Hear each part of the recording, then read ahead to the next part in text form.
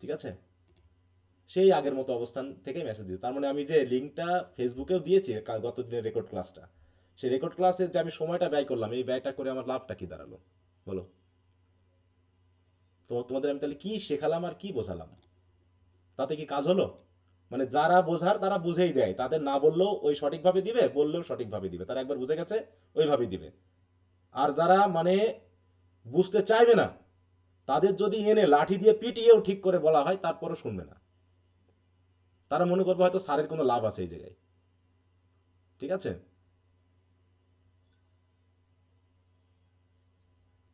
বললাম তো আমি খুবই বিরক্ত, বিরক্ত মানে বিরক্ত। তোমাদের আমি কি শেখাবো? এদেরকে আমি শেখানোর জায়গাটা কোথায়? হ্যাঁ, বলো। শিখিয়ে কোনো লাভ আছে? শেখাতে পারবো আমি? সিম্পল একটা একটা কন্ট্রোল করতে পারছি না, আমি একটা রুম, হ্যাঁ, একটা ব্যাচকে আমি কন্ট্রোল করতে পারতেছি না, সবাইকে আমি একটা জিনিস শেখাতে পারলাম না। দু চারজনে হলে হয়, এটা তো প্রতিনিয়ত ঘটতেছে। দু চারজন হলে সেটা মেনে নেওয়া যায়, কিন্তু ওই যে বললাম এখনই পাঁচজন মেসেজ দিলাম, পাঁচজন পাঁচ রকম করে দিয়েছো, আমি যেভাবে বললাম সেভাবে দেওয়াই নি।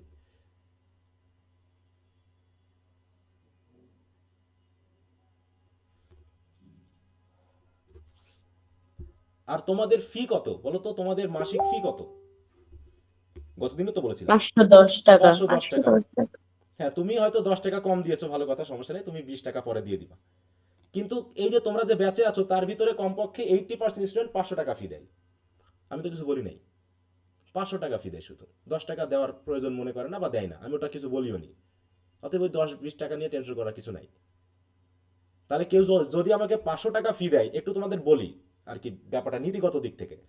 কেউ যদি আমাকে 500 টাকা পাঠায় তাহলে সে আমাকে ফি দিয়েছে কত টাকা বলো তো? 490।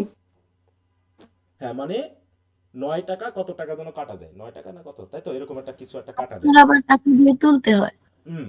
মানে ওটা তো তুলতে হয়, তাহলে 9 টাকা সামথিং কাটা যায়, তার মানে সে আমাকে 4,000, মানে 490 বা 91 বা এরকম কিছু টাকা দিয়েছে। এটা আমি নীতিগত দিক থেকে বললাম, আমাকে তোমরা দিবা বা আমি এটা হিসাব করছি তা না, কিন্তু যখন এটা তোমাদেরকে শেখাই, তুমি যখন কাউকে সেন্ড মানি করবা, যাকে টাকা পাঠাচ্ছ, অবশ্যই তোমার দায়িত্ব হচ্ছে কি? বলো। ক্যাশ আউট চার্জটা তাকে স্যার। দিয়ে দেওয়া। সেটা তোমার খরচ বন্ধু হোক, সহ জি। বাবা পাঠান। মা হোক, জি স্যার। এটা দিয়ে দেওয়া তোমার দায়িত্ব। এটা আমাকে দিতে হবে আমি সেটা বলছি না, কিন্তু এটা তোমার দায়িত্ব। তা না হলে তুমি তাকে সেই সঠিক টাকাটা পাঠাচ্ছ না, এটা তোমার কিন্তু নীতিগত ভুল। বুঝতে পেরেছো? হুম, জি স্যার। এটা বুঝে নিতে হবে। দরকার হলে তুমি তাকে 2 টাকা বেশি দাও, কিন্তু কাউকে কম দিও না, এটা এটা একটু মাথায় রেখো। তুমি দরকার হলে কাউকে 2 টাকা বেশি দিয়ে দাও, কিন্তু দয়া করে কাউকে কম দেওয়ার মানসিকতা করো না, এটা তোমাকে জীবনে ঠকিয়ে দিবে কোনো না কোনো জায়গাতে, তোমাকে এর কিন্তু মাসুল দিতে হবে। বুঝতে পেরেছো? এর মাসুল তোমাকে দিতেই হবে কোনো না কোনো সময়। 1 টাকা, 8 আনা, 25 পয়সা, এরকম সব কিছু। আমি যখন তোমাদের টাকা ব্যাক করি, আমি এমনটা করি না যে তোমাকে কম দিই, আমি বরং আরো 10 টাকা বেশি দিয়ে পাঠাই। যে আমি তোমাকে গ্রুপে যুক্ত করবো না, তোমার টাকা ফেরত দিয়েছে তখন আমি তোমাকে বেশি দিব, আমি তোমাকে কম দিব না। বুঝতে পেরেছো? সবসময় নিজের নীতি নৈতিকতাটাকে গার্ড দিবা, গার্ড। এছাড়া শিক্ষা দিয়ে কোনো কাজ হবে না, যে শিক্ষায় শারীরিক, মানসিক এবং আধ্যাত্মিক উন্নয়ন ঘটে না, সেই শিক্ষার কিন্তু কোনো দাম নেই। সে শিক্ষা দিয়ে হয়তো বাহ্যিক ডেভেলপমেন্ট হলেও তুমি আলটিমেটলি ভালো ইয়া পাবা না করতে। হ্যাঁ। তো যাই হোক, আমি একটু বেশি বকে ফেলতেছি, তো বাদ দাও, তোমাদের আর কি বলে লাভ নাই। হ্যাঁ, আমি তো শুধু ইয়াতে আসি বলে তোমাদের ম্যাডাম এটা করে দিচ্ছে, তাহলে আমি বলতাম যে গ্রুপ থেকে রিমুভ করে দিতে, যারা এরকম মেসেজ আসে একদম গ্রুপ থেকে সাথে সাথে রিমুভ করে দাও।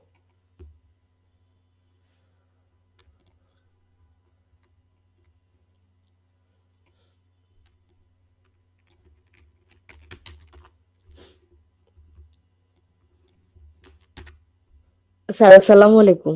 ওয়ালাইকুম আসসালাম। স্যার অনেকক্ষণ ধরে ভাবতেছিলাম একটা কথা বলবো, বলতে পারিনি। স্যার আমরা তো এইভাবেও পড়াশোনা করছি। স্যার আমরা ভাবতাম, মানে আমি বিশেষ করে ভাবতাম টিচাররা হয়তো অনেক বিজি থাকে, ব্যস্ত থাকে, হয়তো ফোন বা এসএমএস দিলে পাওয়া যাবে না। স্যার আপনি আপনার প্রশংসা করতে মানা করছেন, তাও বলি স্যার আপনি হচ্ছে এমন একজন ব্যক্তি যে হয়তো 1-2 মিনিট হয়তো এদিক ওদিক হতে পারে, কিন্তু আপনি মেসেজ দেখে সিন করে সাথে সাথেই রিপ্লাই দেন। একটা বিষয় হচ্ছে এটা। আর দ্বিতীয় আরেকটা বিষয় হচ্ছে স্যার, আমরা যে যাইয়া হিসাব পড়তাম, আমাদের 1 ঘন্টা পড়া, হ্যাঁ, তাও ফি আপনি জানেন তার থেকে দ্বিগুণ ছিল, বা হয়তো তার মতোই ছিল যখন এক সাবজেক্ট পড়তাম, একটা সাবজেক্ট এরকমই ছিল।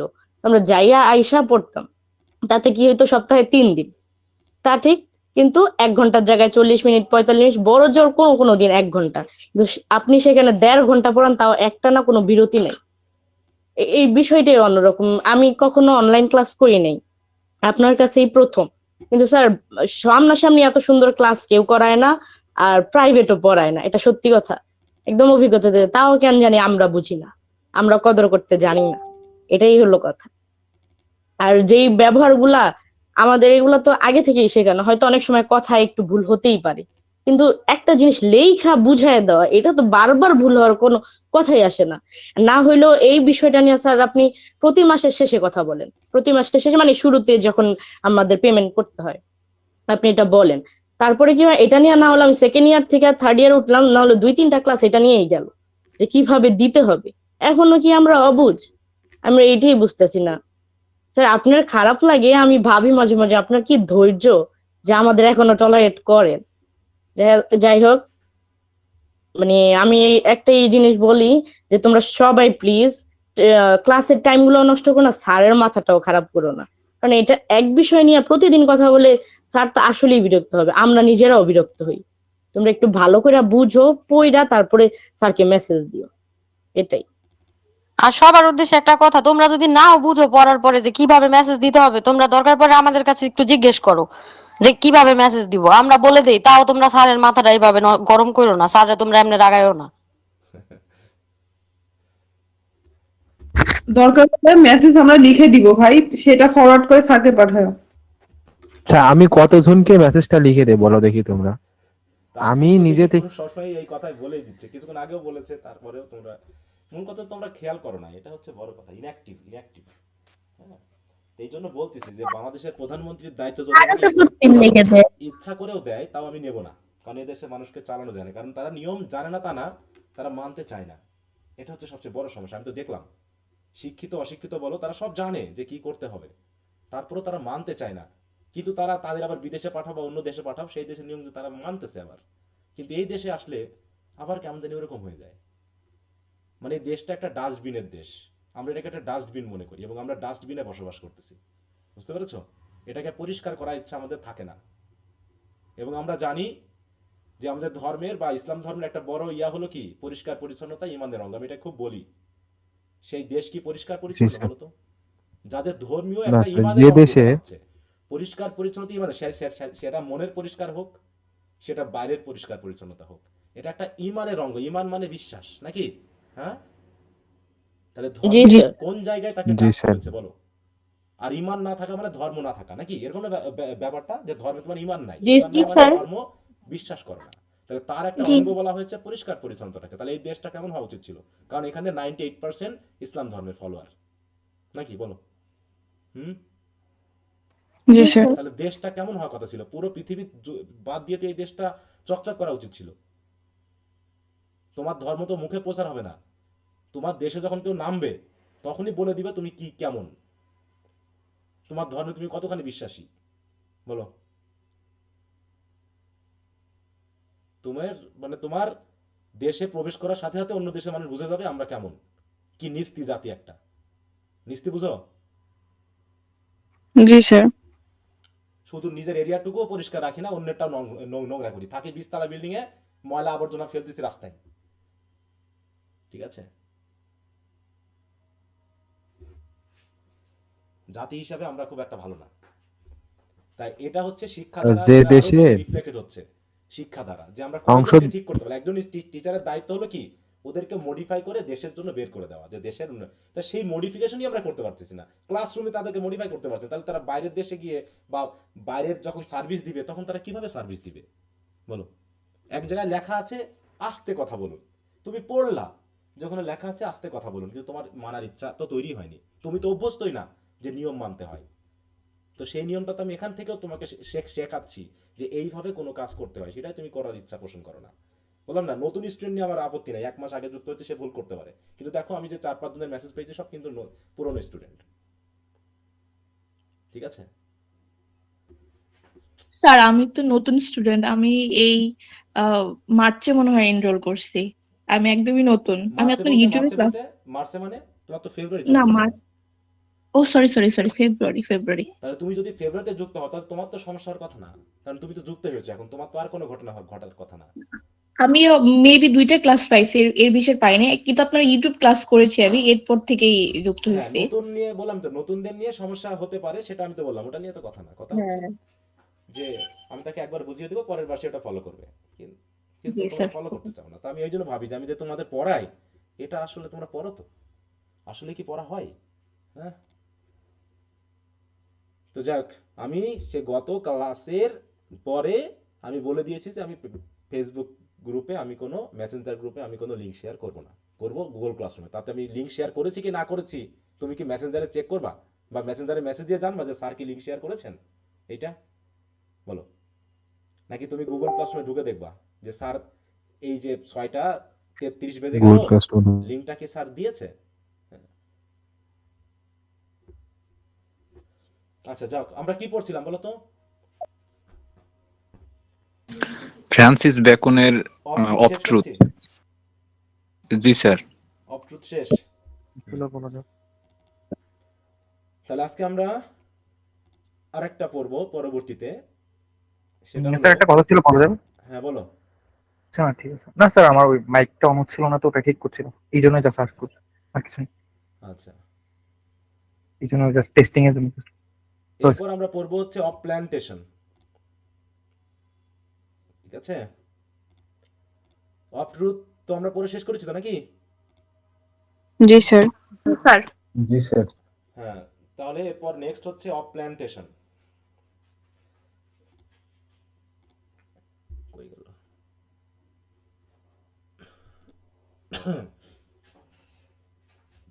দেখো, এটা একটু জটিল বলে আমি একটু লাইন বাই লাইন ভেঙে ভেঙে বিষয়গুলোকে দেখার চেষ্টা করেছি, তোমরা একটু এখান থেকে পড়ে নিতে পারবা। দেখো, প্ল্যান্টেশন বলতে আমরা কি বুঝি বলো তো? প্ল্যান্টেশনে আসলে মিনিংটা কি? গাছ রোপণ করা। রোপণ রোপণ স্যার। বা ধারণ। প্ল্যান্টেশন মানে হচ্ছে বৃক্ষ, তাই তো, যেগুলোকে রোপণ করতে হয়। রোপণ মানে কি? বপন আর রোপণের মধ্যে পার্থক্য কি?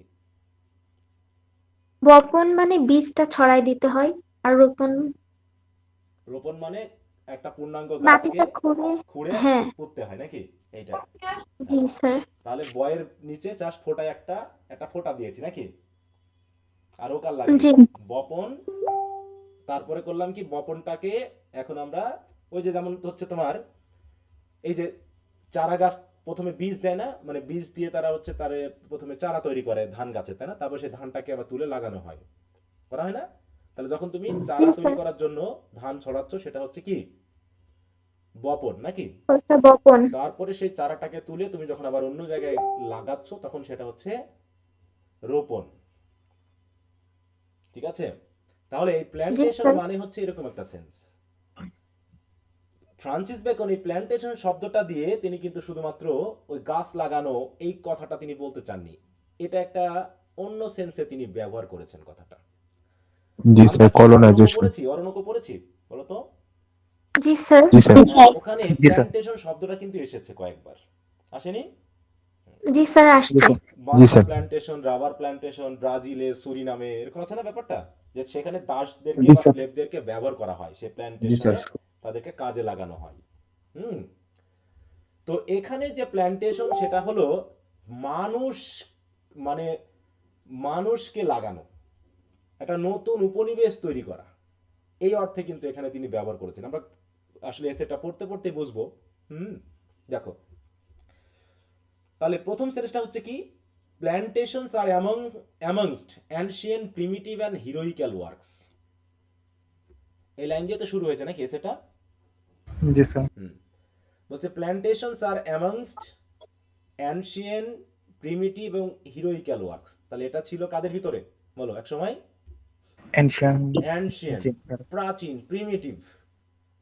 এবং এখানে দেখো বলছে plantation in this context meaning colonies or settlement in new lands. তাহলে ওই যে নতুন ল্যান্ডে গিয়ে একটা কি করা, কলোনি স্থাপন করা। নতুন ভাবে একটা নতুন চারা গাছকে যেমন আমরা রোপণ করে সেখান থেকে বীজ মানে ফল পাওয়ার জন্য আমরা চেষ্টা করি, আম গাছ লাগানো, জাম গাছ লাগানো, ওইরকম ভাবে মানুষকে এক জায়গায় রেখে সেই জায়গায় নতুন করে একটা বসতি স্থাপন করা। আমরা কি আহ, রবিনসন ক্রুসো পড়তে দিয়েছি না? জি স্যার। জি স্যার দিয়েছেন।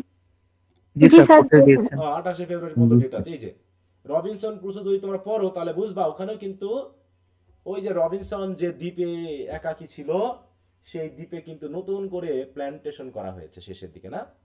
সেখানে হ্যাঁ নতুন স্যার, হ্যাঁ, স্যার। বসতি অনেকে স্থাপন করা লাগাইছে। হয়েছে। নিগ্রোদের দিয়ে সাদা মানুষ নিয়ে গিয়ে ওখানে একটা নতুন কলোনি স্থাপন করা হয়েছে এবং এই কলোনিটাকে রবিনসন ক্রুসো মনে করে তার নিজস্ব এলাকা, নাকি? হুম, জি স্যার। তার নিজের এলাকা। এইটা কিন্তু একটা অ্যালেগরি, এই রবিনসন ক্রুসোটা, যে মানুষ কিভাবে, ঠিক এটা অরণ্যকর মতোই। যখন আচ্ছা ওটা যখন পড়বো তখন আসলে এখন বলতে গেলে তোমরা বুঝবা না, কারণ অনেকে হয়তো পড়নি। তো প্ল্যান্টেশন বলতে বোঝাচ্ছে যে এখানে আর consider some of the most ancient fundamental এবং নোবেল আন্ডারটেকিং অফ হিউম্যানিটিস, মানে এটা খুব প্রাচীন ঘটনা। মানে বর্তমান যুগে কি কলোনি হয়, কলোনি আছে, কলোনি চলে বর্তমান যুগে? হুম, এরকম উপনিবেশ আছে?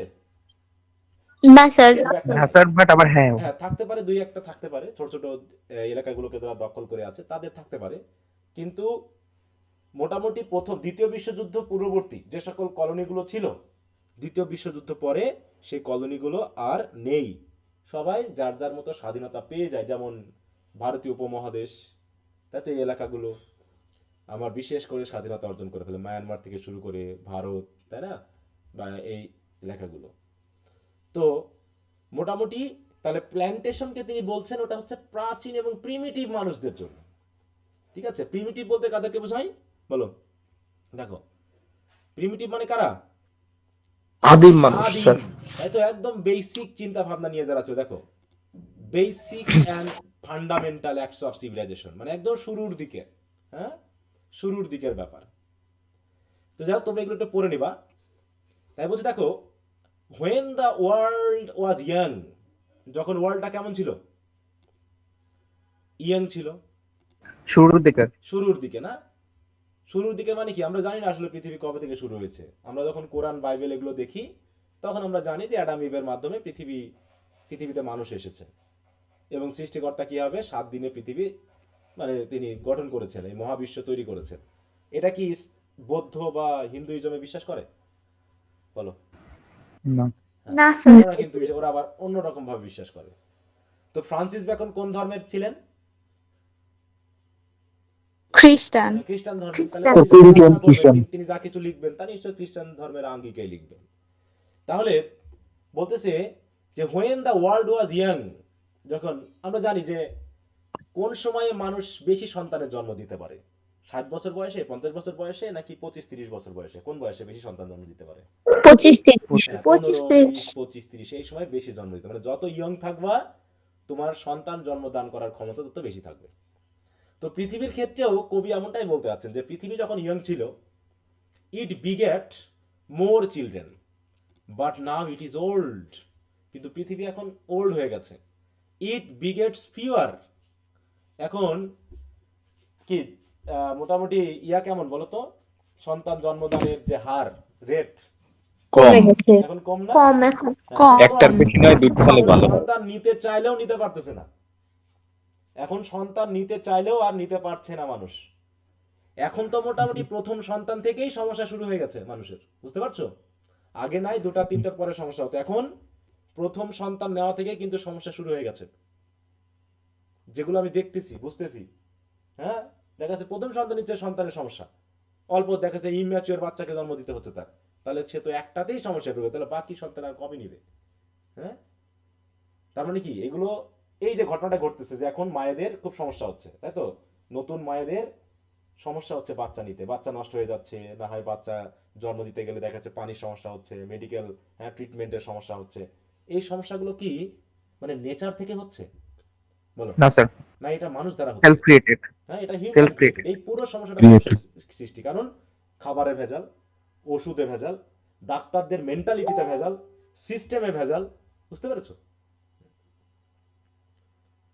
এই যে তার এখন তোমাদের ভেজালের মতো অভিনয়। হ্যাঁ কিছুদিন আগে, হ্যাঁ এই দেখো চিন্তা করো, মানে কি বলবো, মানুষ কতখানি শয়তান হতে পারে, কত খারাপ হতে পারে। এই যে তোমাদের ম্যাডামের, আমাদের তো বাচ্চা হলো, তো সেই সময় মনে করো যে আমি এতে গেছি, আমি সবাইকে এই কথা বলি যে ভাই আমি যেহেতু এখন মানুষকে বিশ্বাস করতে পারি না, তাই আমি কোনো দাম দর করব না, দরকার হলে আপনি টাকা বেশি রাখেন কিন্তু সেবাটা একটু ভালো দিয়েন, ঠিক আছে। এটা যে ডাক্তারের কাছে গেছে তাকেও আমি তাই বলেছি যে আপনি টাকা নিয়ে কোনো টেনশন করবেন না, যেন সেবাটা ভালো মতো হয়। বগুড়াতে এসেছি আমি এই কারণে, ঠিক আছে, যে ভালো একটা ডাক্তারের পরামর্শে থাকবো, ভালো ক্লিনিকে বাচ্চা যাতে হয়, এতে যাতে মায়ের সন্তানের কোনো সমস্যা না হয়, বুঝতে পেরেছো। জি কিন্তু স্যার। যেদিন বাচ্চা হলো সেদিনও আমাকে ক্লিনিকে হইচই করতে হয়েছে, চিৎকার করে কথা বলতে হয়েছে, বুঝতে পেরেছো। এত বাজে সার্ভিস। তারপরে হলো কি, যে এই যে মায়েদের সেলাই করে না সুতা, হুম, জি স্যার। ভালো ডাক্তারের আন্ডারে জি ভালো স্যার। পরামর্শ আমি তাকে বলেছি, আপনি দরকার হলে সে ডাক্তারের এটাও ছিল যে আপনি যেহেতু বাচ্চার কোনো সমস্যা আছে কিনা আপনি শিশু ডাক্তারও নিয়ে আসবেন সাথে করে, তা শিশু ডাক্তারও এসেছিল। কিন্তু ইদানিং একটা সমস্যা হচ্ছে তোমাদের ম্যাডামে, সেটা হচ্ছে যে সুতাতে সমস্যা, বুঝতে পেরেছো। উনি হচ্ছেন ভালো একজন ডাক্তার যতটুকু আমরা জেনেছি, কিন্তু তার সেলাইয়ে সমস্যা, একটা সেলাই মিসিং গেছে। তারপরে আমরা বুঝলাম তিনি বলতেছেন সেলাইয়ের সমস্যা না, হয়তো সুতাতে সমস্যা, কারণ যে ক্লিনিকে করা হয়েছে আর সেটা এটা হচ্ছে মূলত সেলাইটা তো ডাক্তাররা নিজে করে না। হ্যাঁ সেই সেলাইটা ইয়াটা করেছে, মানে ওই মানে সুতাটা বাজে দিয়েছে, নর্মাল দিয়েছে, বুঝতে পেরেছো। অথচ তাদেরকে আমি বলেছি যে সর্বোচ্চ ভালোটা দেওয়ার চেষ্টা করবেন, আপনি টাকা নিয়ে টেনশন করবেন না, কিন্তু হলো না সেটা, বুঝতে পেরেছো।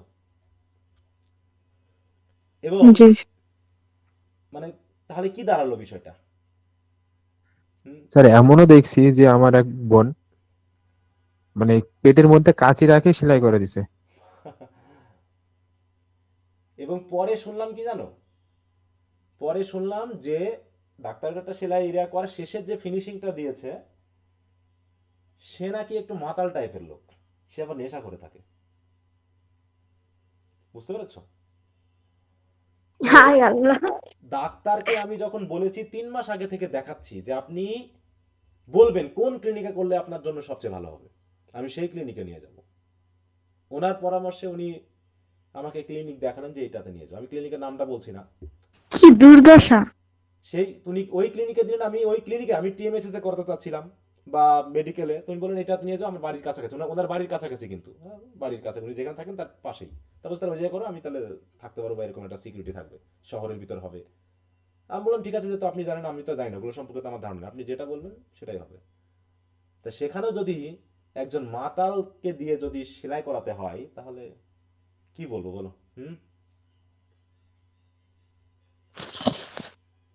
স্যার, এখন ম্যামের কি অবস্থা, কেমন আছেন? না ভালো আছে, কয়েকদিন একটু কাটাতে সমস্যা ছিল, ওই কাটাতে একটু ইয়া হয়েছিল, সেলাইয়ের যেখানে একটা মিসিং গিয়েছিল ওই জায়গায় একটু পুজ সহ একটু ব্যথা হচ্ছিল, এখন ঠিক হয়ে গেছে, ওটা মোটামুটি চিকিৎসা দিচ্ছে, ড্রেসিং টেসিং করার মাধ্যমে ঠিক আছে। তাহলে আমার কথা হলো সেটা না, ঠিক তো হয়ে যাবে সেটা, কিন্তু ওই যে ভোগান্তিটা, আমি তো বলেছি যে আপনি টাকা নিয়ে টেনশন করবেন না, আপনি সর্বোচ্চ ভালোটা দিবেন, সবকিছু আমি তো চিনি না, আমি তার মেডিকেলের মানুষ না, তাই না। তাহলে জি আমাকে স্যার। কি করতে, তাহলে আমাকে মেডিকেল সম্পর্কেও আইডিয়া নিতে হবে এই বাংলাদেশে চলতে হলে, তার মানে আমি যে সেক্টরে যাব সেই সেক্টরের সম্পর্কে যদি আমার ধারণা না থাকে তো আমাকে তারা বাদ স্যার, দিয়ে দেবে, এই বুঝতে পেরেছো। খুঁটিনাটি বিষয় কি জানা সম্ভব? হ্যাঁ তাহলে সেটা আমাকে জানতে হবে, তাহলে আমাকে ঠকাই দিবে তারা, কারণ এই তো বাংলাদেশের মানুষ তো বাঁশ নিয়ে চলে সবসময়, দেশের নামের সাথে তো বাঁশ, আমি এমনি বলি না এই কথাটা, আমি প্রতি মুহূর্তে আমি বাংলাদেশের মানুষের জন্য ঘৃণা তৈরি করতেছি দিন দিন, প্রতিটা আর কাজে ও কি প্রত্যেক ডোম বিষয়ে, নাকি? প্রতিটা দিন দেখতেছি যে আমরা কতখানি খারাপ জাতি প্রত্যেক জায়গাতে, ঠিক আছে। তো এরকম বলতেছি যে এখন যে অবস্থা, সন্তান তো জন্ম দিতে পারছেই না, বুঝতে পেরেছো। আগে আমাদের দাদু দাদি বা আমাদের মায়েরা জোর করে সন্তান বন্ধ করেছে, যা নেব না, আর এখন কি বলো, সন্তান নেওয়ার জন্য সারা দুনিয়া ঘুরে বেড়াচ্ছে, তো সন্তান দরকার, কিন্তু হচ্ছে না। এইরকম অবস্থা তো তৎকালীন সময় ছিল না, হয়তো বা 2-1টা পাওয়া যেত, হাজারে 2-1টা পাওয়া যেত যাদেরকে বলতো বন্ধা, তাদের সন্তান হবে না, কিন্তু এখনকার মায়েরা বন্ধা না, তারা মেডিকেলেই সিস্টেমটা হয়ে গেছে যে তারা তাদেরকে বন্ধা করা হচ্ছে বা ওই পর্যায়ে নিয়ে যাওয়া হচ্ছে। মানে এখন 100টার ভিতরে 80 জনেরই সমস্যা, বুঝতে পেরেছো? আর আগে 100 জনের ভিতরে 2-4 জনের সমস্যা থাকতো, সবাই ভালো থাকতো। মানে বাড়িতেই বাচ্চা হয়েছে, আমি তো দেখেছি, ঠিক আছে, যে আমাদের ছোটবেলায় যখন ছিলাম আমাদের ফুপুরা বা ওদের বাচ্চা বাড়িতেই হতো।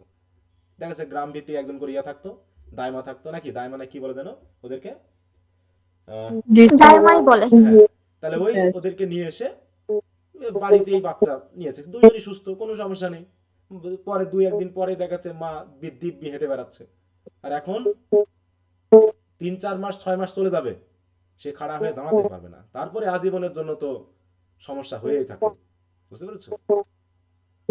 আবার তুমি নর্মালে বাচ্চা নিয়ে নেওয়ার ধান্দা করবা, তো হবে না তো, তুমি নিতে পারবে, তুমি চাইলেও পারবে না, এমন সিস্টেম হয়ে যাবে যে নর্মাল তোমাকে বাচ্চা ওরা নিতেই দিবে না, ওরা সিজার রিপোর্ট করতেই উল্টাপাল্টা শেয়ার করতে করবে। হবে। হ্যাঁ। তো মানে আমরা এখন সবচেয়ে খারাপ সময়ে চলে এসেছি। খারাপ সময়ে, যেখানে সন্তান নেওয়ার জন্য হাহাকার, আর তৎকালীন সময়ে মানে সন্তান ওই কুকুরের বাচ্চার মতো দৌড়ে বেড়াতো, কাদায় খেলে বেড়াতো, কে কার যত্ন নেয়। একটা বাড়িতে 14-15টা করে সন্তান, তাদের দূরত্ব 1 বছরের। সাউন্ড কি মিউট হয়ে গেছে নাকি? কি আমাকে মিউট করে দিয়েছো? শোনা যাচ্ছে আমাকে? আর আবার কে মিউট করলো? দেখো মিউট করে কি দিয়েছি জানি। নাকি? আচ্ছা, শোনা যাচ্ছে আমাকে? এখন শোনা যাচ্ছে স্যার। আচ্ছা, জি স্যার। তাহলে বলছে দেখো, it begets fewer, for I may justly account new plantation to be the children of former kingdoms. অতএব সে কারণে আমার কাছে মনে হচ্ছে আমি এটুকু বলতে পারি যে new plantations to be the children of former kingdoms. তাহলে এখনকার যে এই যে এখন যে আমাদের পৃথিবীতে কতগুলো দেশ আছে বলো তো? টোটাল দেশ কতটা? 193। মানে ওটা তো আমরা জাতিসংঘ অনুসারে ভাবি নাকি? 195।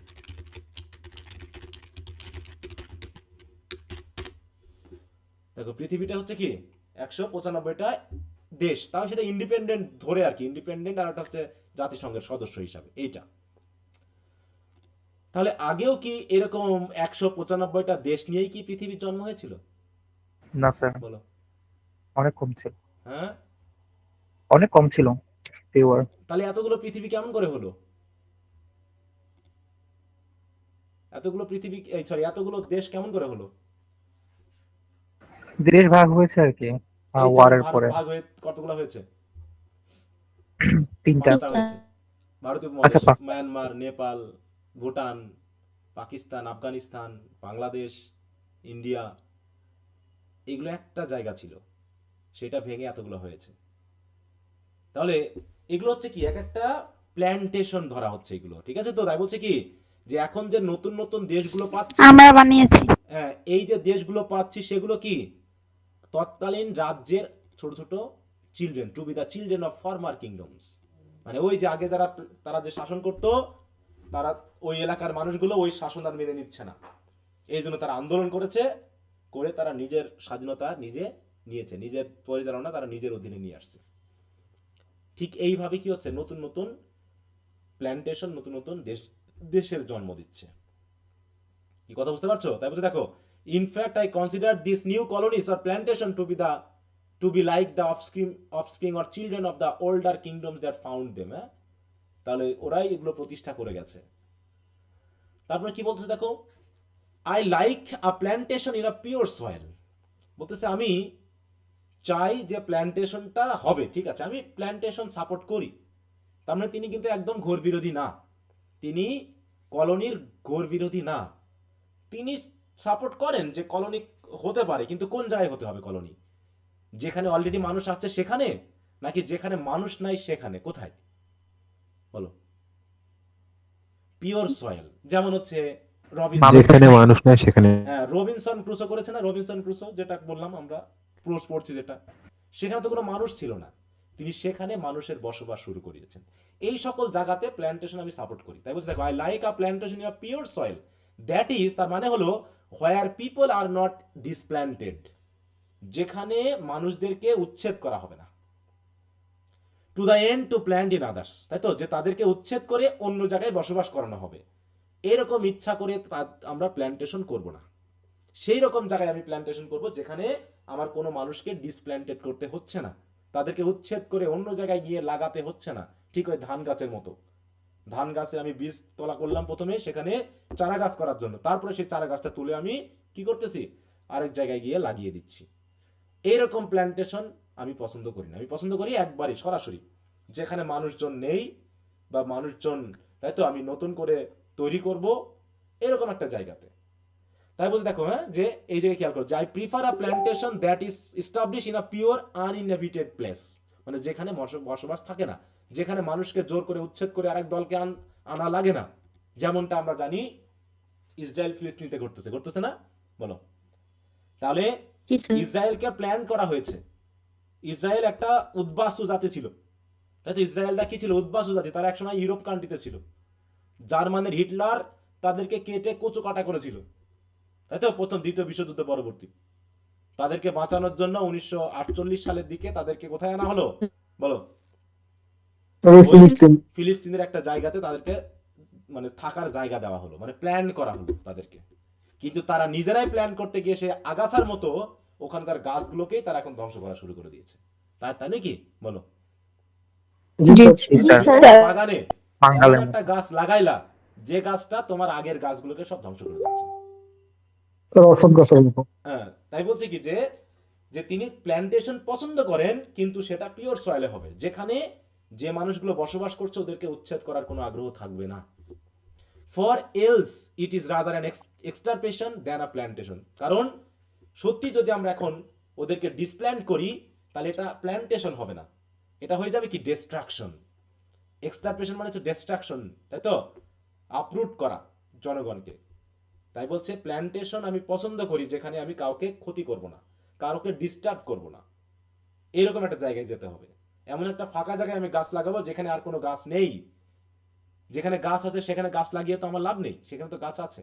অর্থাৎ আমি সেই মাটিতে গাছ লাগাবো যেখানে আর কোনো গাছ নেই, তাহলে সেখানে একটা নতুন বন তৈরি হতে পারে। তো এইরকম প্ল্যান্টেশন আমি চাই। কি কথা বুঝতে পারছো? জি স্যার। আচ্ছা, এবার plantation of countries is like planting of Woods. তাই বলছে ওই যে কান্ট্রি প্ল্যান্টেশন করাটা ঠিক ওইরকম ওই উড প্ল্যান্ট করার মতো, গাছ লাগানোর মতো, ভিন্ন কিছু না। সেখানে আমরা করি কি, ওই যে একটা গাছ নিয়ে গিয়ে আরেক জায়গায় গাছ লাগাই, চারা গাছ কিনে এনে আমরা করি কি, আমার মনে করো আমি এখন আম বাগান তৈরি করব, তাহলে আম বাগান তৈরি করতে হলে কি করতে হবে, আমাকে চারা গাছ কিনতে হবে না আম গাছের, বলো? জি স্যার। আমি যে ধরনের মানে চাই, বাগান চাই, বা যে ধরনের আম আমি চাই, আমের তো প্রকারভেদের অভাব নাই, বিভিন্ন ধরনের আম গাছ, তাহলে আমি যেটা চাইবো সেরকম আম আমি কিনে নিয়ে আসবো, আম গাছ কিনে এনে ওই চারা গাছ লাগিয়ে আমি একটা বাগান তৈরি করব। তাই বলছে প্ল্যান্টিং অফ কান্ট্রিজ এরকম ভাবে নতুন নতুন দেশ তৈরি করাটা ঠিক ওরকম বাগান তৈরি করার মতো। কেন? কোন দিক থেকে? খেয়াল করো, কোন দিক থেকে তুমি আজকে আম গাছ লাগিয়েছো, তুমি কি আগামী বছর থেকে ফল পাওয়ার সম্ভাবনা আছে? পেতে পারো? যদি কলমি গাছ হয় তাহলে হয়তো তুমি পেতে পারো, নাকি? কিন্তু যদি মাটি থেকে গাছ হয় তাহলে সেটা সময় লাগবে, কারণ তার একটা নির্দিষ্ট সময় আছে। বুঝতে পারছো? ঠিক মানুষের মতো, মানুষকে কি জন্মের পরে যে কোনো সময় বিয়ে দিলেই কি তার সন্তান হবে? না, সময় আছে একটা নির্দিষ্ট, বলো? একটা নির্দিষ্ট সময় আছে। তাহলে সেই সময় পর্যন্ত আমাকে অপেক্ষা করতে হবে। আজ আমার বাচ্চা, সেই বাচ্চাকে বিয়ে দিব, হ্যাঁ, সংসার করবে, তারা একটা সময় আছে। এটা আবার দেশ ভিত্তিক নির্ভর করে। দেখা যাচ্ছে বাংলাদেশে আগেই সন্তান জন্মদান ক্ষমতা তৈরি হয়ে যায়, কিন্তু আবার কিছু আছে যেমন রাশিয়া বা এই জাতীয় ঠান্ডা এলাকায়, সেখানে আরো পরবর্তীতে তারা বাচ্চা ধারণ করার শক্তি অর্জন করে। তো যাই হোক, তাই বলছে for you must make account to lose almost 20 years profit. তাহলে তুমি যখন একটা বাগান তৈরি করবা, সেই বাগান তৈরি করার জন্য আমরা কি খরচ আগে হবে নাকি বাগান এমনি এমনি হয়ে যাবে, বলো? আগে খরচ করতে হবে। তার মানে তোমাকে প্রায় 20 বছরের মতো প্রফিট তোমাকে আগে প্রথমে হারাতে হবে। You must make account to lose, মানে তোমাকে ধরে নিতে হবে যে আমাকে 20 বছর অপেক্ষা করতে হবে এটার জন্য, এবং প্রচুর ব্যয় করতে হবে। এন্ড তারপরে and expect your রিকম্পেন্স in the end, এবং তুমি সেই যে ব্যয় করেছো সেই ব্যয়টার লাভ তুমি পাবা কবে?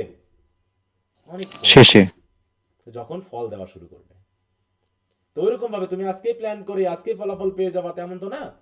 For the principal thing that had been the destruction of most plantation, বলছে অধিকাংশ প্ল্যান্টেশনের ধ্বংস হওয়ার পিছনে প্রধান যে জিনিসটা, প্রিন্সিপাল যে থিং, সেটা হলো কি, had been the base and hasty drawing of profits in the first years. হ্যাঁ, মানে প্রথম বছরগুলোতেই দ্রুত প্রফিট টানার ইচ্ছাটাই হচ্ছে অধিকাংশ প্ল্যান্টেশন ধ্বংস হওয়ার কারণ।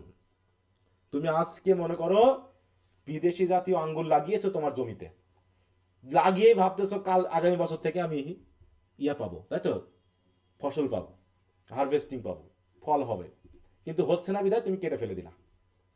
আবার আর একটা বিজনেস শুরু করলাম, এবার গরুর বিজনেস করব। হ্যাঁ, গরুর বিজনেস করলাম, হ্যাঁ গরু লাভ হচ্ছে না, বাদ দিলাম, এবার ছাগলের বিজনেস করব। 1-2 বছর পর পরে তুমি তোমার বিজনেস চেঞ্জ করতেছো, তাহলে কি বিজনেস কি চলবে?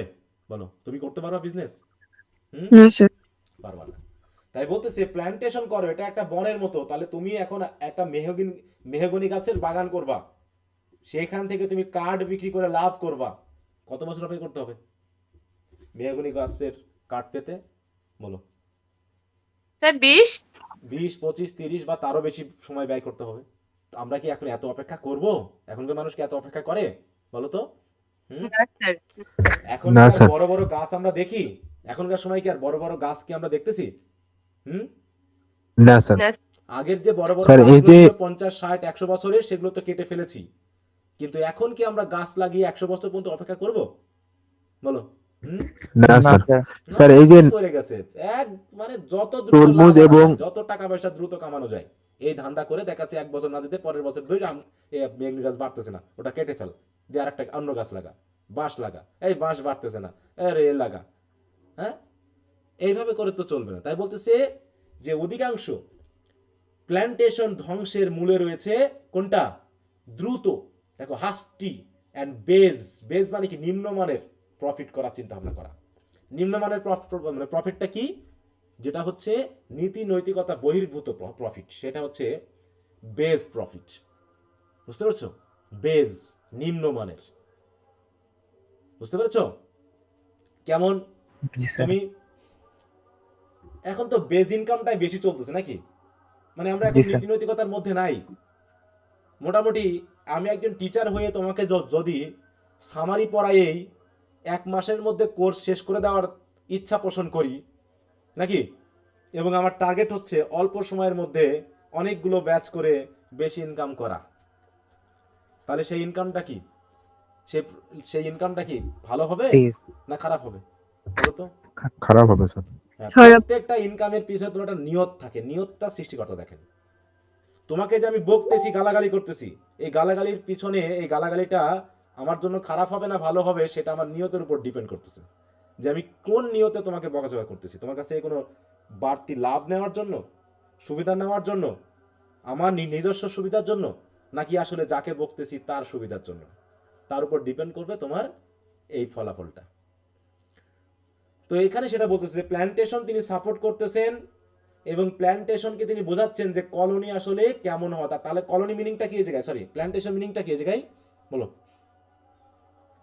প্ল্যান্টেশন মানে কি? Sir colonisation. এখানে কলোনি কলোনি, তাই তো। কলোনাইজেশন। ওকে, এরপর কি বলছে?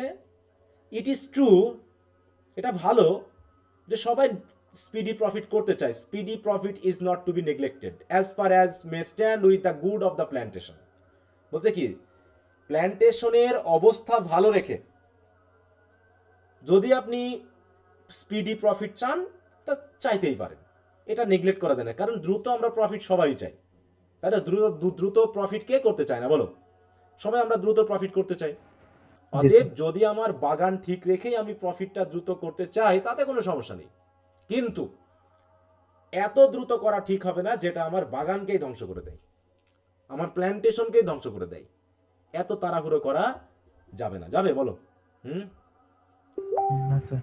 না স্যার। তাহলে মনে করে এমন ভাব করতেছি যে আমার জমিতে আম গাছ লাগিয়েছি, আম গাছে 20-30 দিয়ে এমন ফসল ফলাইলাম, পরের বছরে দেখাচ্ছে যে আর আম হচ্ছে না, কারণ সেই ক্ষমতা নষ্ট হয়ে গেছে গাছের।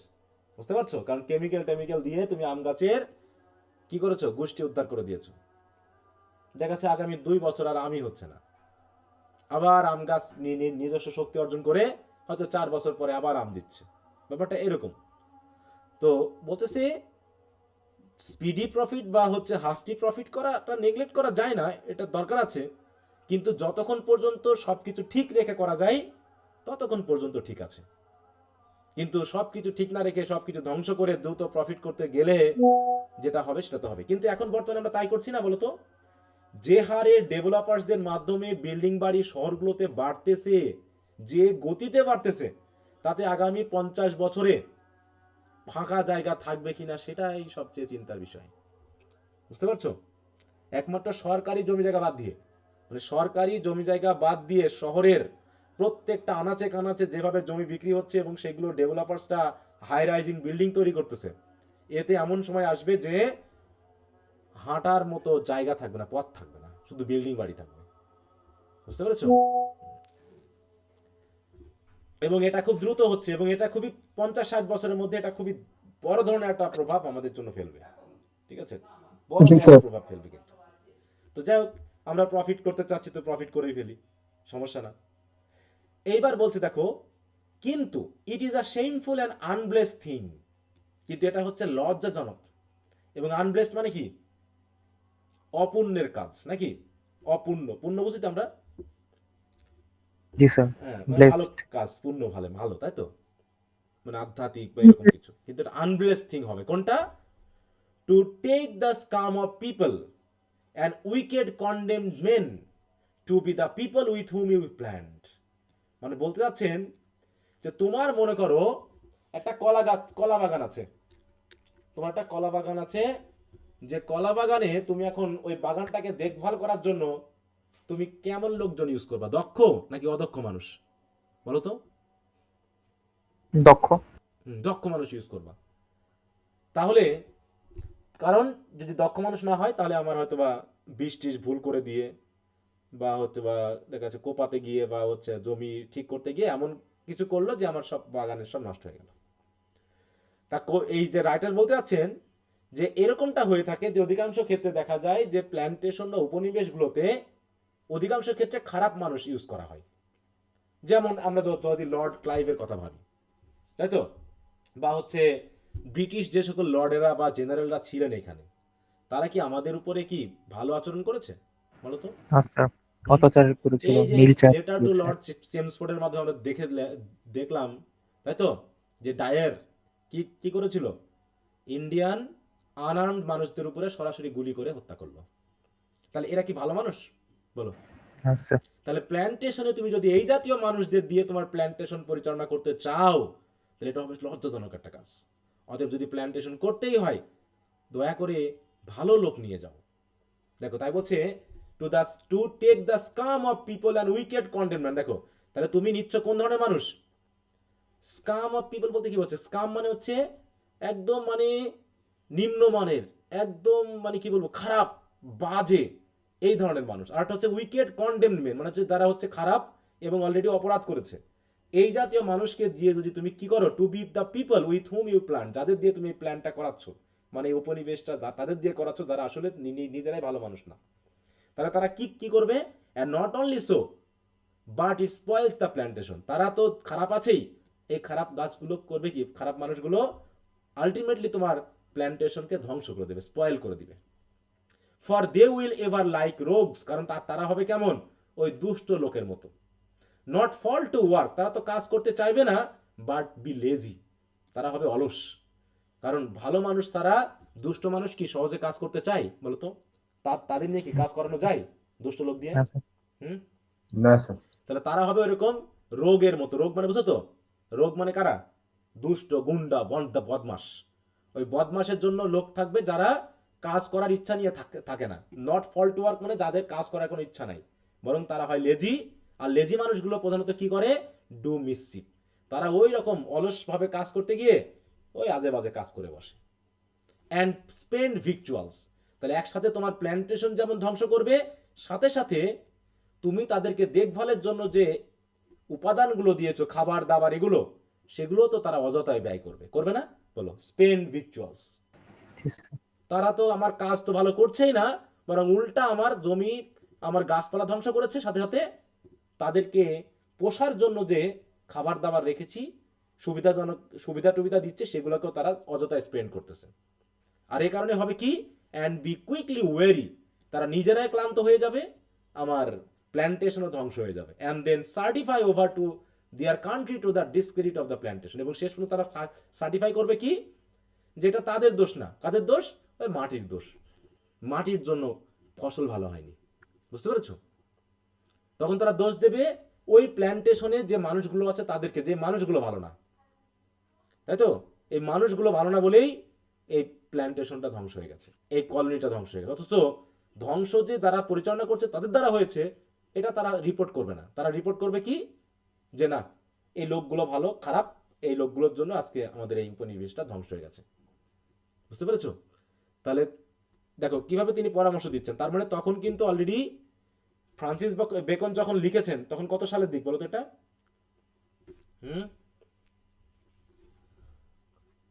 মনে আছে? তিনি কোন কোন এজের মানে এসেইস বলো? ভুলে গেছে সব? 1600 সালের দিকে। হ্যাঁ, তিনি হচ্ছে এলিজাবেথান এজের রাইটার, তাই না? Elizabethan age. এই যে দেখো 1561, শেক্সপিয়ার কবে জন্মগ্রহণ করছিল? 1564। 64। তাহলে তার থেকে 3 বছরের বড় তিনি, এবং 1626-এ মারা যান, যদিও শেক্সপিয়ার 1616-তে মারা যান, তাই তো? জি জি স্যার। স্যার। কিন্তু শেক্সপিয়ারের জন্মটা কত সালে একটু খেয়াল করো ভালো করে। 1564। হ্যাঁ, আর এর হচ্ছে 1561। আবার কি ফ্রান্সিস বেকন আসলো? দিলাম কি? তাহলে কে ছোট হয়েও আগে মারা গেল নাকি? তো 1564, 1616। তো যাই হোক, তাহলে ওই সময়ের তিনি। তাহলে এদিকে ইস্ট ইন্ডিয়া কোম্পানি কত সালে প্রতিষ্ঠিত হয়েছিল? 1600 সালে। হ্যাঁ, তাহলে নিশ্চয়ই দেখো 1600 সালে 31শে ডিসেম্বর।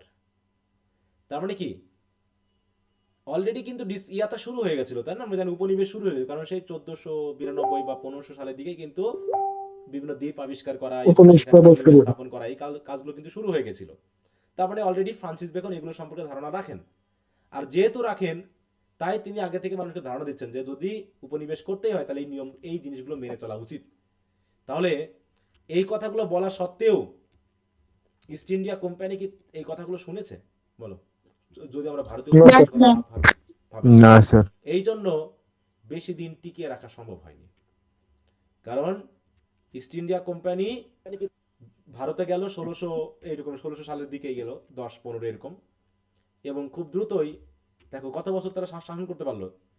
1947 সালে কিন্তু তাদেরকে সব ছেড়ে ছুড়ে গাঁটি বেঁধে চলে আসতে হলো। প্রায় 200 বছর। হ্যাঁ, 200-300 বছর, তাই তো? দিকে 1600, তাহলে 1600 হলে এদিকে হচ্ছে 1947, তার মানে 350 বছর মতো। তাহলে 350 বছর পর্যন্ত তারা কিন্তু আমাদেরকে ইয়া করেছে। যদিও মানে প্রথমে ছিল বণিক আকারে কিছু, তারপর তো সরাসরি ব্রিটিশ রাজার বা রানীর অধীনে চলে আসলো। আমরা জানি ইয়ার পরে, ওই সিপাহি বিদ্রোহের পরে চলে আসলো সরাসরি। তখন থেকে তারা 200-150 বছর তারা কিন্তু সরাসরি শাসন করেছে। তাহলে এই শাসনটা কি এখনো? 1874 সালে আর কি ইস্ট ইন্ডিয়া কোম্পানি বিলুপ্ত হয়ে যায়। হ্যাঁ, ঠিক আছে। তো তখনও কি শাসন মানে যে ব্রিটিশদের অধীনে কি এখনো ইন্ডিয়া থাকতে মানে পারতো না বলো তো? জি স্যার। জি স্যার। এখনো থাকতে পারতো। 300 বছর কেন থাকবে? 1000 বছর থাকবে। কিন্তু তারা কি থাকতে পারলো বলো? না স্যার। কেন থাকতে পারেনি? কারণ যে মানুষগুলো, বিদ্রোহের কারণে। হ্যাঁ, যে মানুষগুলো এই জায়গায় পরিচালনার জন্য ছিল তারা তো খারাপের খারাপ। তারা স্থানীয় মানুষগুলো উত্তেজিত করে, তাই তো, তাদেরকে শোষণ করতে গিয়ে এমন অবস্থা করলো যে শেষ পর্যন্ত তারা এমন আন্দোলন করলো যে গাঁটটি চুটি বেঁধে ব্রিটিশের মতো দেশকে চলে আসতে হলো। কিন্তু যদি ঠিক মতো তারা মানে শাসন করতো, স্থানীয় লোকের যদি উন্নয়ন করতো, তাহলে কি আজকে ইন্ডিয়া এখনো ব্রিটিশদের অধীনে থাকতো নাকি? ইস্ট ইন্ডিয়া কোম্পানি তো আগে গেছে, কিন্তু এখনো ব্রিটিশ সরকারের অধীনে, ব্রিটিশ কলোনি হিসেবে থাকতো। হ্যাঁ, কলোনি হিসেবে থাকতো। কারণ এটা তো এমন না যে তারা একটা টার্গেট নিয়ে আসলো যে আমি 400 বছর পর চলে আসবো, এমন টার্গেট তো তাদের ছিল না। এটা চলতোই। কিন্তু তারা সেটা ভাবলোই না, ভাবলো না বলেই সেই কলোনিটাই ধ্বংস হয়ে গেল, মানে তাদের অধীনতাটাই শেষ হয়ে গেল। এবং তারা দোষ দিল কি এখানকার মানুষগুলো খারাপ, নাকি? হুম, যে ইন্ডিয়ার মানুষগুলোই খারাপ। মানুষগুলো খারাপ হবে না? তুমি অস্ত্র নয় শস্ত্র নয় সেই সকল মানুষের উপর তুমি গুলি করে মারবা? হ্যাঁ, এরা কি মানুষ না পশু না ছাগল না গরু যে তুমি তোমার মতো করে ইউজ করবা? নিশ্চয়ই তা না। তারা তো এখানে আর কি মানে এই সাবকন্টিনেন্টের মানুষকে মনে করতো ডগ হিসেবে, হ্যাঁ, তো ওইটা ডগের বলতেছি। থেকেও আর কি আলাদা। হ্যাঁ, তো ওই রকম মনে করেছে বলেই তো রাখতে পারলো না তারা, তারা তো রাখতে পারলো না। জি স্যার। তাছাড়া যদি মানুষ বলে মনে করতো এবং তার দেশ যেমন চলতেছিল সেইভাবে যদি এ দেশকেও চালাতো তাহলে ক্ষতি হতো বলো? হুম, না স্যার। তাহলে এদেরকে যদি তার দেশের নাগরিক বলে মনে করতো, তাই তো ব্রিটিশ ইন্ডিয়ার নাগরিক যদি তারা ভেবে নিয়ে তাদের উন্নয়নের জন্য কাজ করতো, তাহলে নিশ্চয়ই এরা বেরিয়ে আসতো না। কারণ কেউই চায় না অন্যের কাছ থেকে, অন্যের সুবিধা থেকে আমরা দূরে থাকি, বরং সুবিধা যেখানেই চায় মানুষ সেখানেই যায়। তো সেই হিসাবে আজ ভারতের উন্নয়নটা কেমন হতে পারত, তাই না? এই জায়গাগুলো খেয়াল করতে হবে। তো যাই হোক, এইগুলো ফ্রান্সিস বেকন তখন সাবধান করেছেন। এখানে একটু বাংলাটা খেয়াল করো, দেখো বলছে সমাজের নিচু স্তরের মানুষ এবং দণ্ডপ্রাপ্ত অপরাধীদের দিয়ে উপনিবেশ গড়ে তোলা লজ্জাজনক ও অভিশপ্ত কাজ। শুধু তাই নয়, এটি উপনিবেশটিকে নষ্ট করে দেয়, কারণ এরা সবচেয়ে চোর ডাকাতের মতো আচরণ করে, সবসময় কাজ করতে চায় না, অলস থাকে, দুষ্টুমি করে, খাদ্য অপচয় করে, দ্রুত বিরক্ত হয়ে পড়ে এবং পরে তাদের দেশের কাছে এমন সংবাদ পাঠায় যা উপনিবেশেরই বদনাম করে। বুঝতে পেরেছ যে না ওই উপনিবেশের দোষ, কিন্তু তারা যে ধ্বংস করলো এইটা তারা আর প্রচার করছে না। অর্থাৎ বেকনের মতে উপনিবেশ গঠনে ভালো পরিশ্রমী নৈতিক মানুষ দরকার। সমাজের অপরাধীদের দিয়ে এই কাজ করলে তা ব্যর্থতা আর বদনামের কারণ হবে। এটা হলো বড় কথা। কি বুঝতে পারতেছো? জি স্যার। এবার হচ্ছে দ্য পিপল। এবার তাহলে প্রথমে গেল হচ্ছে যে তুমি তোমার প্ল্যান্টেশন পরিচালনা দেখভালের জন্য কি জাতীয় মানুষ নিবা সেটা নিয়ে কথা হলো। এবার হচ্ছে the people where with you plant. এরপর হচ্ছে তুমি যে সকল মানুষ দিয়ে আসলে উপনিবেশ গঠন করতে চাচ্ছ, প্ল্যান্ট মানে উপনিবেশ গঠন করা, তারা হতে হবে কেমন? ওই দক্ষ লোক, মানে একদম ওই আমাদের মতো হাই সোসাইটির লোক নিয়ে কি প্ল্যান্টেশন করা যাবে? হুম, অবশ্যই না, অ্যাটলিস্ট না। বাংলাদেশিদেরকে নিয়ে। হ্যাঁ, তাহলে নিতে হলে দক্ষ মানুষ লাগবে। কেউ গার্ডেনার হবে, কেউ প্লাউম্যান হবে, কেউ লেবারার্স হবে, স্মিথ হবে, মানে সব ধরনের মানুষ থাকলেই তো আমার প্ল্যান্টেশনটা করা যাবে। কারণ নিজেরা নিজেদের কাজ করে আমরা গড়ে উঠবো, তাহলে অন্য জায়গা থেকে ধার করতে হবে না। তাই বলছি কি, তা পিপল হোয়ার উইথ মানে যে পিপল দিয়ে তুমি তোমার প্ল্যান করতে চাচ্ছ তাদেরকে হতে হবে কেমন? গার্ডেনার হতে হবে কাউকে, কাউকে প্লাউম্যান হতে হবে, লেবারার্স হতে হবে, স্মিথ হতে হবে, কার্পেন্টার্স হতে হবে, জয়েনার্স হতে হবে, ফিশারম্যান হতে হবে, ফাউলার হতে হবে। এদের পরিমাণ বেশি হতে হবে। সাথে সাথে some few apothecary, surgeon, cooks and bankers হতে হবে। আমাদের কি ব্যাংকার বেশি দরকার? সার্জন কি বেশি দরকার? ডাক্তার কি বেশি দরকার? পুলিশ কি বেশি দরকার? বলো। হুম, না স্যার, সবগুলো বাংলাদেশে ব্যালেন্স। যদি এখন সাধারণ জনগণের থেকে ডাক্তারের সংখ্যা বেশি হয়ে যায় তখন কেমন হবে? এক রোগীকে নিয়ে টানাটানি শুরু হয়ে যাবে, একজন ঠ্যাং টানবে আর একজন হাত টানবে। বুঝতে পারছো? কারণ পেট তো চালাতে হবে। তা আমার দেশের অবস্থা তাই হয়ে গেছে। চারিপাশে তুমি যে শহরে যাও গিজ গিজ করতেছে ডায়াগনস্টিক সেন্টার। হ্যাঁ, আছে না, গিজ গিজ করতেছে, এ কোনায় বসে ও কোনায় ডায়াগনস্টিক জি সেন্টার। স্যার। আর যাচ্ছ মানেই কিছু হোক আর না হোক দিবে 5,000 টাকা চেক ধরায়। স্যার এখন তো টাকা দিয়ে ডিগ্রি পাওয়া যায়, এই জন্য আর কি হ্যাঁ, সবাই চেক করে আসো, যাও দিয়ে প্রমাণ হলো কি ও আপনার কোনো রোগ টোগ নাই, মানে শুধু আমাকে জানার জন্য যে আমার কোনো রোগ টোগ নাই। এর জন্য 1,000 টাকা দিয়ে ডাক্তারের কাছে গেলাম, উনি বলতে পারলেন না, উনি করলেন কি আর টেস্ট ধরাই দিলেন। টেস্টের কাছে গেলাম, টেস্ট এনে ডাক্তারকে দেখালাম, উনি টেস্টের আদলে বললেন হ্যাঁ আপনার কিচ্ছু নেই। ও কাজ তো আমিও করতে পারতাম নাকি? জি স্যার। এই টেস্ট তো আমি গিয়ে বলতাম যে আমাকে এই টেস্টগুলো করে দেখেন তো আমার সমস্যাটা কোন জায়গায়। কিন্তু 1500 টাকা দিয়ে ডাক্তারের কাছে দেখানোর পর ডাক্তার আমাকে 5,000 টাকা টেস্ট ধরাই দিল, ধরাই দিয়ে মোট 6,500 টাকা দিয়ে প্রমাণ হলো যে আমার কোনো অসুস্থতা নাই। ঠিক আছে? হাত পা ভাঙলেও ব্লাড টেস্ট দেয়। আরে বাবারে, হ্যাঁ, হাত পা ভেঙে যদি ব্লাড চেঞ্জ হয়ে যায় তোমার, বুঝো না? ব্লাডের ভিতরে যদি জীবাণু ঢুকে যায় এই জন্য টেস্ট দিয়েছে তো। বুঝতে পারছো? তো তাই বলতেছে যে আমার অ্যাপোথেকারি মানে ডাক্তার, সার্জন এগুলো বেশি দরকার নাই, ব্যাংকার এগুলো বেশি দরকার নেই, ফিউ থাকলেই হবে। যারা আসলে কাজের লোক, মানে যাদের দিয়ে কাজ হবে তাদেরকে বেশি বেশি করে নিয়ে আসো। যারা বাগান তৈরি করতে পারবে, কৃষি কাজ করতে পারবে, পরিশ্রম করতে পারবে, হ্যাঁ, যারা বাড়ি গাড়ি তৈরি মানে বাড়ি বানাতে পারবে, রাস্তা তৈরি করতে পারবে, মাছ ধরবে, মুরগি পালন করবে, গরু ছাগল পালন করে আমার জনগণের জন্য, তাই তো, খাবার দাবার বাসস্থানের একটা সুন্দর দেশ গঠন করতে পারে, আমার তাদের দরকার। আমার এই দক্ষ বিসিএস ক্যাডারের দরকার নাই। আছে? আমাদের বিসিএস ক্যাডার মানে একটু বেশি হয়ে যাচ্ছে নাকি দিন দিন? হুম? জি স্যার, ইঞ্জিনিয়ার ডাক্তারি পড়ে তো বিসিএস কেন? হ্যাঁ, এত বেশি হয়ে যাচ্ছে যে এখন আর কাজ হচ্ছে না। বুঝতে পারছো? সব কেমন এলোমেলো হচ্ছে। হ্যাঁ, প্রতি বিসিএসে হ্যাঁ ফার্স্ট হচ্ছে, আমরা তাকে নিয়ে প্রশংসায় ভাসিয়ে দিচ্ছি। দেশের কি উপকারটা তার দ্বারা হচ্ছে বলো? আমরা আগেই প্রশংসায় ভাসিয়ে দিই। কিছুদিন আগে শেখ হাসিনাকে প্রশংসায় ভাসাতাম নাকি? হুম? এখন আবার আমরা প্রশংসায় ভাসানো শুরু করেছি কাদেরকে? হ্যাঁ বলো। নতুন যে আসছে নতুন তারে। যে আসছে, কিছুদিন পরে তারেও এমন লাথি মারবে। বুঝতে পারছো? আমরা বাঙালি খুব দ্রুত প্রশংসা করি, উপরে তুলি কিসের জন্য? আসার মারার জন্য। কারণ আসার মারতে হলে কি কি কি করতে হয় আগে বলো তো? আগে আরো উপরে তুলতে হবে। উপরে তুলতে হয়। উপরে তুলতে হবে। হ্যাঁ, আসার মারতে লাগে উপরে তুলতে হয়। তা বাঙালি এই কাজটা ভালো মতো জানে। তোমার এমন প্রশংসা করবে, তুমি তো মোটামুটি হাঁটতে গেলে মাজা দুলিয়ে দুলিয়ে হাঁটবা, ভাববা যে লোকজন আমাকে দেখতেছে। ঠিক আছে তো? দিয়ে ওই যখন তুমি মাজা দোলানো শুরু করবা, এইবার লোকজন বুঝবে এর একটু ভাব বেশি হয়ে গেছে, এইবার একে দেখি বাড়ানো যায় কিনা। হ্যাঁ, এত প্রশংসা কিসের? তাকে তুমি দায়িত্ব দিয়েছো, সে তার দায়িত্ব পালন করবে। ঠিক আছে? রিক্সাওয়ালাকে তুমি বলেছো এখানে নিয়ে যেতে হবে, তাকে তুমি 20 টাকা 30 টাকা ভাড়া দিয়ে দিয়েছো, মিটে গেছে। আমাকে সরকার বেতন দিচ্ছে, আমি তোমাকে পড়াচ্ছি, আমার দায়িত্ব আমি পালন করছি, তুমি তোমার দায়িত্ব পালন করবা, সেটা হচ্ছে পড়াটা ভালো করে বুঝে নিয়ে তোমার তোমার পরিবার এবং তোমার দেশের উন্নয়নে কাজ করবা। এটাই তো চাচ্ছি আমি। নাকি এখানে ভাবের কিছু আছে বলো? হ্যাঁ স্যার। এখানে তুমি ডিসি হয়ে গেছো, তুমি এখানে এসপি হয়ে গেছো, এখানে কি ভাবের কিছু আছে বলো? ভাবের তো কিছু নাই। তোমাকে একটা দায়িত্ব দেওয়া হয়েছে, তুমি এই জেলার প্রশাসনিক দায়িত্ব পালন করার মাধ্যমে দেশটা উন্নয়নের জন্য কাজে লাগাও। কিন্তু শহরের বাইরের রাস্তাগুলো চকচকে, শহরের ভিতরের রাস্তাগুলো সব ভাঙা। প্রত্যেকটা শহরের ভিতরের রাস্তা ভাঙা। বুঝতে পেরেছো কারণটা কি? হুম? কি বুঝতে পেরেছো কেন? জি স্যার। হ্যাঁ, কারণ জি স্যার।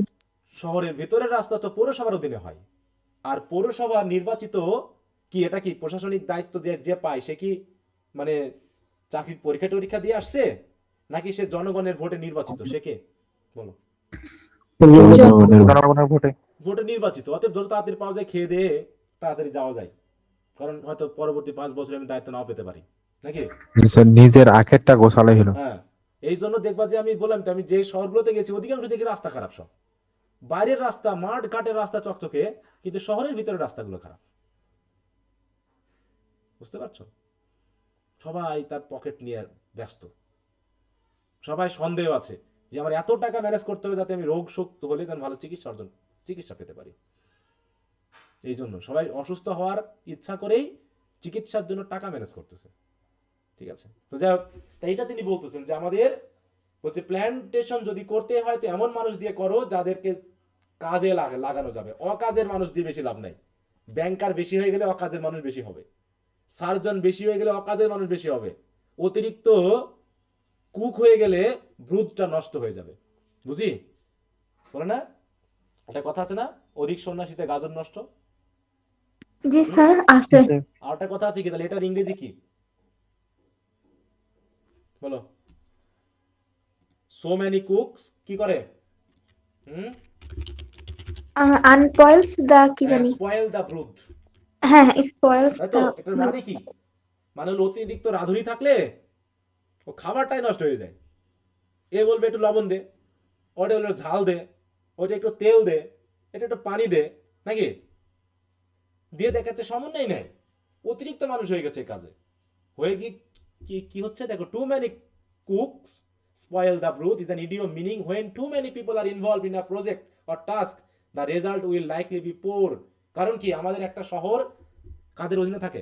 মনে করো একটা শহর, এই বগুড়া শহর ডিসির অধীনে আছে, এই বগুড়া শহর এসপির অধীনে আছে, এই বগুড়া শহর কার বলবো পৌরসভার অধীনে আছে, এই বগুড়া শহর উপজেলার অধীনে আছে, আছে না বলো?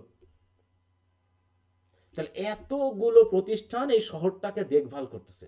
এখন মেহেরপুরে একসময় এক আইন শৃঙ্খলা মিটিংয়ে গিয়েছিলাম, বুঝতে পেরেছো?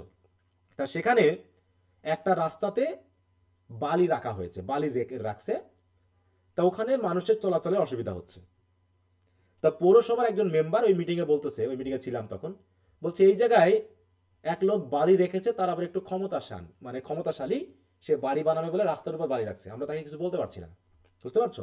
তা এর জন্য কিছু করা যায় কিনা একটু দেখেন। এইবার ওই বালি সরানোর দায়িত্বটা যে কার, কেউ খুঁজে পাচ্ছে না। বুঝতে পেরেছো? এটা কি পৌরসভার দায়িত্ব? এটা কি পুলিশের দায়িত্ব? এটা কি জেলা প্রশাসকের দায়িত্ব? এটা কি উপজেলা প্রশাসকের দায়িত্ব? এটা কি ইউনিয়ন পরিষদের দায়িত্ব? এই বালি সরানোর দায়িত্ব কি পৌরসভার দায়িত্ব? কার দায়িত্ব এটা? এবার আর মিলছে না যে কে গিয়ে বলবে এই বালিটা সরানোর জন্য। বলো তো, কেউ মানে দেখলাম যে সবার মুখে একটা আতঙ্ক, ভয়, এবং কেউ দায়িত্বটা নিতে চাচ্ছে না। তাহলে এতগুলো লোক দিয়ে কি হলো আমার, বলো? লাভ হলো আলটিমেটলি? না স্যার। আমি অবাক হয়ে গেলাম। ওই সময় ভাবছিলাম বসে বসে যে সেই এই কথাটা মনে পড়ে গেল যে too many cooks spoil the broth. শহর চলছে না, উন্নত হচ্ছে না, কারণ এত লোক আমাদের এখানে আছে, আসলে এই কাজটা করবেটাকে? সে বলছে ওটা ওর দায়িত্ব, ও বলছে ওটা ওর দায়িত্ব, ওরা বলছে পৌরসভার দায়িত্ব, ওরা বলছে না এটা জেলা পরিষদের দায়িত্ব, এরা বলছে পুলিশের একটু দেখার দায়িত্ব, কারণ এটা আইন শৃঙ্খলার মধ্যে পড়ে। এই মিলে কেউ ঠিক করতে পারলো না যে আসলে ওটা কিভাবে হবে সমাধান। পরে ডিসি বলছে আচ্ছা ঠিক আছে, আমরা ওটা পরে দেখবো। বুঝতে পারছো? তাহলে কি হলো? হলো না। তাই আমার কাজের লোক দরকার, অকাজের লোক কম হলেও চলবে। হ্যাঁ, অকাজের না, মানে এই জাতীয় কাজগুলো আমাদের কম প্রয়োজন, এই জাতীয় লোকও আমাদের কম প্রয়োজন। হ্যাঁ, তাই বলে দেখো, you also need a few medical workers like doctors or surgeon, people who can prepare food like cooks or bakers, তাই তো? And but the majority should be practical labourers. এখানে ব্যাংকার্স, আমি ব্যাংকার পড়ছে, বেকার্স মানে খাবার টাবার তৈরি করা। এটা কম দরকার। বলছে in a country of plantation. সুতরাং এই কারণে তুমি একটা মনে করো একটা প্ল্যান্টেশন করবা, তোমার টার্গেট হলো প্ল্যান্টেশন করবা, তুমি একটা উপনিবেশ করবা। First look about what kind of victual the country yields of itself to hand. মানে কি, তুমি যে দেশে প্ল্যান্টেশনটা করতে যাচ্ছ, যে জমিতে করতে যাচ্ছ, তুমি আগে ভেবে নাও কি জাতীয় খাবার বা ফসল বা খাদ্যশস্য ওই দেশে উৎপাদিত হয়, আগে সেটা প্রথমে ভাবো। সেটা হতে পারে যে সেখানে চেস্টনাট হয় ভালো, বা ওয়ালনাট হয় ভালো, বা পাইনঅ্যাপেল হয় ভালো, অলিভস হয় ভালো, বা ডেট বা পাম বা চেরি বা ওয়াইল্ড হানি বা যে কোনো কিছু হোক, তুমি আগে দেখো যে তুমি যে জায়গায় প্ল্যান্টেশনটা করবা সেই এলাকায় তুমি খাদ্যশস্য হিসাবে বা খাদ্য উপাদান হিসাবে কি বেশি পাও, and make use of them. তাহলে সেগুলোকেই তুমি ব্যবহার করো। ঠিক আছে? তো তোমার দেশে যা না হয় সেটা জোর করে তৈরি করতে গিয়ে যেটা হয় সেটাকে নষ্ট করো না। এই কথা বুঝতে পারছো? যে লোকালি যেগুলো, তারপরে দেখো যে make use of those local resources to help the colony survive and grow. তাহলে ওই কলোনিকে সার্ভাইভ বা গ্রো করার জন্য স্থানীয়ভাবে যে খাদ্যগুলো পাওয়া যায়, ভিক্সেল মানে কিন্তু খাদ্য, তাই তো? খাদ্য উপাদান, সেইগুলো আগে দেখো। আমার দেশে কি বেশি হয় বলো তো? ধান, চাল, গম, এগুলো বেশি হয় না? হ্যাঁ, কিন্তু আমরা এখন করছি কি, ওসব বাদ দিচ্ছি। দিনে দিনে আমরা এখন বিদেশি শস্য নিয়ে আসতেছি আমার দেশে উৎপাদন করার জন্য, নাকি? হ্যাঁ, তো এখন তো দেশি জাতগুলো প্রায় হারিয়ে গেছে। তাহলে আমরা কি করতেছি? তাহলে আমরা তো, আমাদের তো ফসল হতো, শাক সবজি থেকে কি হয় না আমাদের দেশে বলো? একটা বীজ পড়লে সাথে সাথে নিজস্ব মানে নির্দিষ্ট একটা ইয়া পাইলে সে গাছ হয়ে যায়। তাহলে এমন একটা মোমের মতো মাটি সমৃদ্ধ দেশে আমরা আছি যেখানে কোনো কিছুর অভাব হওয়ার দরকার না। মানুষের সবচেয়ে প্রথম যে প্রয়োজন সেটা হলো খাদ্য। সে খাদ্য ঘাটতি অন্তত আমাদের হওয়ার কথা না। কথা কি বলতো? না স্যার। কারণ প্রত্যেকটা জমিতে তুমি পুকুর গর্ত আছে, তুমি মাছ চাষ করো, তোমার বালি আছে, তুমি ইয়া করো, যে বাদাম জাতীয় ফসল তুমি তৈরি করো, তোমার এঁটেল মাটি আছে, তুমি ধান গম এগুলো তো তৈরি করো। অতএব এমন কোনো মাটি নাই যেখানে তুমি কোনো কিছু, এমনকি পাহাড়ি এলাকায় তুমি কি করছো, আনারস তৈরি করতে পারছো, তরমুজ তৈরি করতে পারছো, তাই নাকি মধু চাষ করতে পারতেছো। তাহলে তোমার এমন সুন্দর একটা দেশকে তুমি এইভাবে নষ্ট করতেছো, যেটা কি হচ্ছে, কাদা মাটি বাদ দিয়ে আমরা ইট পাথরের শহর তৈরি করতেছি, যেখানে আমরা একসময় ইট পাথর খেয়ে বাঁচবো, টাকা খেয়ে বাঁচবো, খাবার খেয়ে না, মানে অন্য কিছু খেয়ে না। যেভাবে আমরা শহর তৈরি করতেছি এতে মনে হচ্ছে আমরা মনে হয় খুব তাড়াতাড়ি জুতা স্যান্ডেল খেয়ে বাঁচবো। বুঝতে পারছো? জি স্যার। তো যাই হোক, তাই বলতেছে যে প্ল্যান্টেশনে আমাদের প্রথমে ভাবতে হবে কি জাতীয় ভিক্চুয়াল অর ফুড আইটেমস ওই দেশটা ইয়েল্ড বা জন্মাতে পারে বা উৎপাদন করতে পারে, দিয়ে কিছু উদাহরণ তিনি দিয়ে দিলেন তার দেশে অনুসারে, এবং সেগুলোকে ব্যবহার করো। তারপরে then consider what victual and esculent things there are which grow speedily within the year.